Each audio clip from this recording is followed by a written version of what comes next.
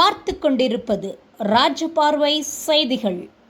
போச்சு முடங்கி போச்சு முடங்கி போச்சு முடங்கி போச்சு முடங்கி போச்சு முடங்கி போச்சு முடங்கி போச்சு முடங்கி போச்சு கட்டண உயர்வாலே சிறு குறு தொழில்கள் எல்லாமே முடங்கி போச்சு எல்லாமே முடங்கி போச்சு ஏறி போச்சு ஏறி போச்சு ஏறி போச்சு ஏறி போச்சு ஏறி போச்சு ஏறி போச்சு ஏறி போச்சு சொத்து வரி வீட்டு வரி ஏறி போச்சு சொத்து வரி வீட்டு வரி ஏறி போச்சு ஏறி போச்சு ஏறி போச்சு ஏறி போச்சு ஏறி போச்சு குடிநீர் வரி ஏறி போச்சு குடிநீர் வரி ஏறி போச்சு ஏறி போச்சு ஏறி போச்சு. ராஜபார்வை செய்திக்காக செய்தி வாசிப்பாளர் ஆயிஷா. திருப்பூர் வடக்கு சட்டமன்ற தொகுதி மாநகராட்சி 25வது வார்டு பகுதியில் உள்ள சிறு புழுவப்பட்டி பேருந்து நிறுத்தம் அருகே அதிமுக சார்பில் மாபெரும் மனித சங்கிலி போராட்டம் இன்று 8/10/2024 காலை 8 மணி அளவில் நடைபெற்றது. இந்த போராட்டம் திமுக அரசின் விலைவாசி உயர்வை கண்டித்து காய்கறி மாலை அணிந்தவாறும் கோஷங்களை எழுப்பியும் போராட்டம் நடைபெற்றது.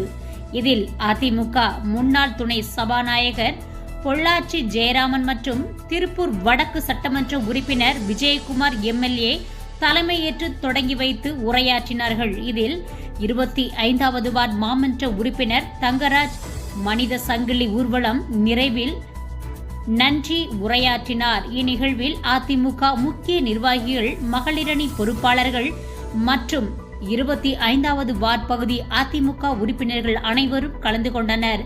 ராஜபார்வை செய்திக்காக நிறுவனர் மற்றும் செய்தியாசிரியர் MD ராஜா.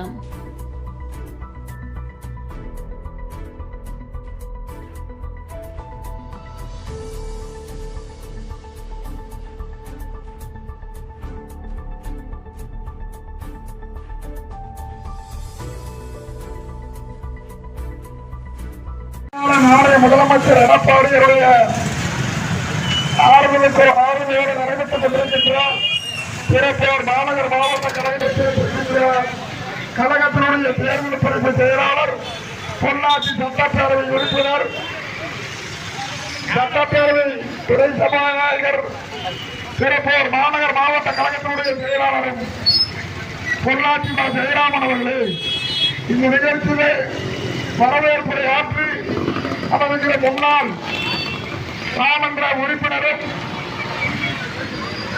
15 சேலம்பாளைய பகுதிக்கிற திலகர் சுப்பா அவர்களே இந்த நிகழ்ச்சியில நல்ல முறையிலே ஏற்பாடு செய்து இந்த மனிதனுக்கு போராட்டத்தை நடைபெறுவதற்கு உறுதுணையாக இருக்கின்ற உங்களுடைய பாசமிகு நாமன்ற உறுப்பினரும் 25வது வட்டக்கழகத்தினுடைய செயலாளரும் அருமை தலைவர் தங்கராஜ் அவர்களே இந்த நிகழ்ச்சியிலே கலந்து கொண்டு சிறப்பித்துக் கொண்டிருக்கின்ற 11வது வட்டக்கழகத்தினுடைய செயலாளர் ரவி அவர்களே, வட்டக்கழகத்தினுடைய செயலாளர் மாணிக்கம் அவர்களே, ஆர்வம் அவர்களே மற்றும் அனைத்து அண்ணா திராவிட முன்னேற்ற கழகத்தினுடைய நிர்வாகிகளே, மகளிர் அணியை சேர்ந்த அனைவருக்கும் நன்றியை தெரிவித்துக் கொண்டு இன்றைக்கு கதறியத்திலே ஆட்சி வளைக்கின்ற மாநகராட்சி, பேரூராட்சி, நகராட்சி பகுதிகளிலே வரியேற்றத்தை கண்டிக்கும் வகையிலே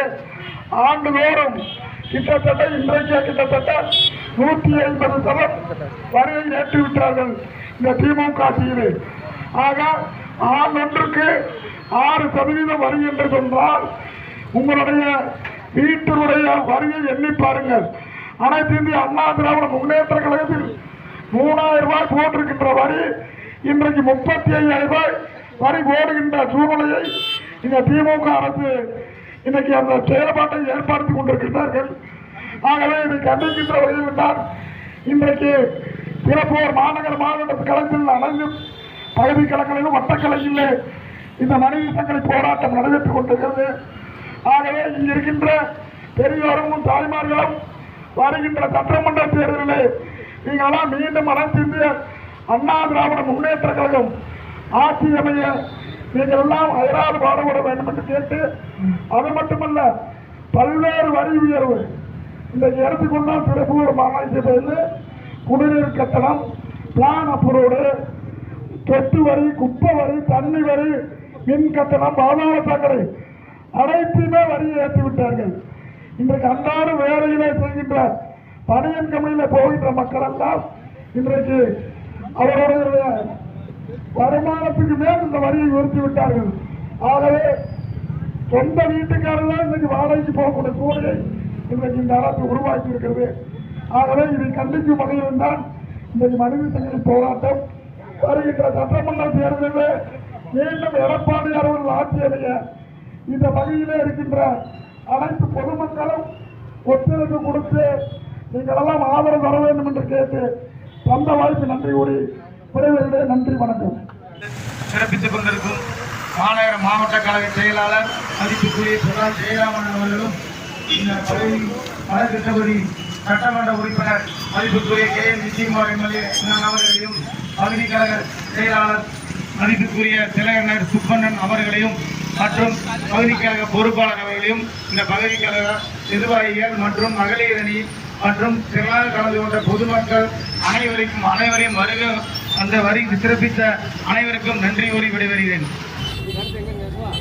10 ஆண்டு காலம் அம்மா ஆட்சியிலும் அண்ணன் எடப்பாடியார் ஆட்சியிலும் ஒரு பைசா கூட புதிய வரிகள் எதுவும் போடவில்லை.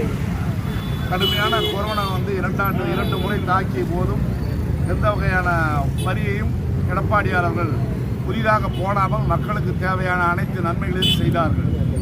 ஆனால் இந்த 3.5 ஆண்டு கால திமுக ஆட்சியிலே இன்றைக்கு வரை 3,36,000 கோடி புதிதாக கடனையும் வாங்கியிருக்கிறார்கள். வரி போடாத துறையே இல்லை. இன்னும் 2 வரி தான் பாக்கி. ஸ்டாலின் அவர்கள் போட வேண்டிய 2 வரி, பெத்தா வரி, செத்தா வரி. அந்த 2 வரி போட்டால் தமிழ்நாட்டு மக்களுடைய ஜோலி முடிஞ்சது.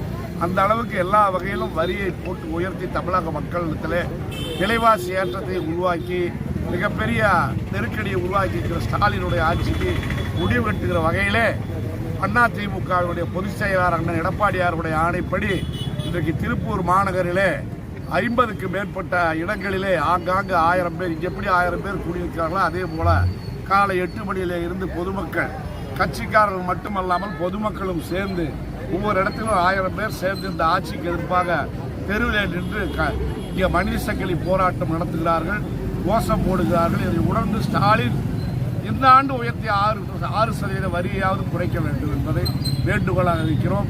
மின்சார கட்டணத்தின் உயர்வு காரணமாக திருப்பூரிலே பனியன் தொழில் முழுமையாக மயானமாகிவிட்டது. பனியன் தொழில் நசிந்து போய் பனியன் தொழில் அதிபர்கள் அனைவரும் இன்றைக்கு மிகப்பெரிய நெருக்கடியை சந்தித்துக் கொண்டிருக்கிறார்கள்.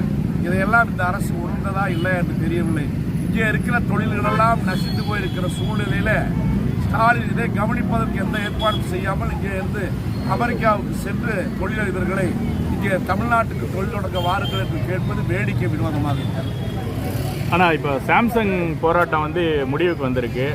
ஒரு தரப்பு என்ன சொல்கிறாங்கன்னா, தொடர்ந்து போராட்டங்கள் நடத்துறதுனால பெரிய அளவில் இருக்கக்கூடிய கார்ப்பரேட் நிறுவனங்கள் தமிழகத்துக்கு முதலீடு செய்ய வரமாட்டாங்கன்ற ஒரு இது இருக்குது. அதை பற்றி அதிமுக நிலைப்பாடு. அதிமுக அரசு என்பது தொழிலாளர்களுடைய அரசாக, தொழிலாளர்களுக்கு தேவையான நல்ல திட்டங்களை நிறைவேற்றுகிற அரசாக செயல்பட்டது. இன்றைய அரசு கார்ப்பரேட் அரசு, குடும்ப அரசு, வாரிசு அரசு.